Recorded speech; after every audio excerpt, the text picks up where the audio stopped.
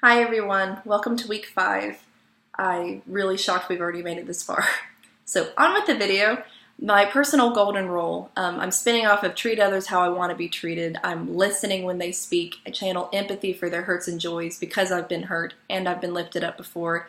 I forgive as I've been forgiven. I seek forgiveness as others have sought from me. And I meditate on the fact that doing all is given to me by the power and grace of God.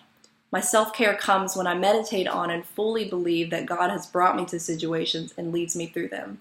He gives me the ability to empathize with a hurting client even if I've had the best day ever, personally. I am led to be an activist counselor by believing the value in being a child of God, that we're all children of God, even the client and me. I want God to be my advocate, but not everyone understands that God is their advocate, that God is for them.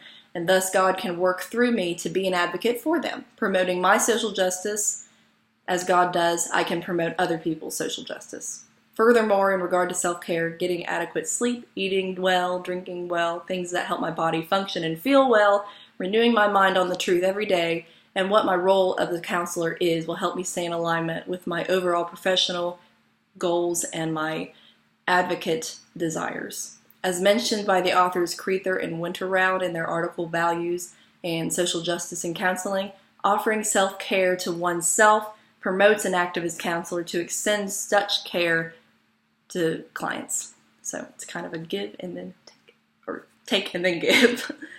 Bible verse that kind of reminds me of social justice. I got a few, but my favorite one was Jeremiah chapter 29. God had just allowed the Israelites to be taken into bondage in Babylon for 70 years. So while in bondage, the Lord instructs them in verse 7, and I quote, "Seek the welfare of the city where I have sent you into exile, and pray to the Lord on its behalf, for in its welfare you have welfare." So he's kind of tying in your own welfare with the city. You're attached, you're connected to the population. Seek its best interest, and you have your own best interest by doing so. So it's just as important while they're under bondage to do this as it would be for us who are not under bondage to do this. A few other ones, Psalms 82:3, vindicate the weak and fatherless, do justice to the afflicted and destitute. Isaiah 1:17, learn to do good, seek justice, reprove the ruthless, defend the orphan, plead for the widow. And I also wanted to throw in there a quote from Patch Adams, the movie.